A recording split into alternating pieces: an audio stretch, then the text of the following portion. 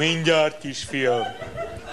És mikor leszünk már a nagymamánál a börtönbe? Már hamarosan, kisfiam. És mikor érünk oda? Hová, kisfiam? A börtönbe a nagymamához.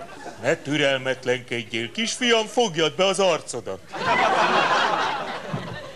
Meséljél. Mi? A Mici mackósra. Azt, amit már tegnap is meséltem neked? Aztán. Na jó van, kisfiam, akkor jól figyeljél. Egyszer volt, hol nem volt, a Mici mackó pofán rúgta a malackát. A Fülesnek meg kicsavarodott a lába, miközben pofán rúgta a Robert Gidát. A Bagoly pedig odarepült a 100 holdas pagonyba, és pofán rúgta a Nyuszit. Na itt a mese vége, fuss el véle, kisfiam. Meséljél még.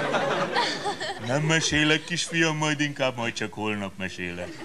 De apu... Kisfiam, fogjad be az arcodat, mert pofán rúglak.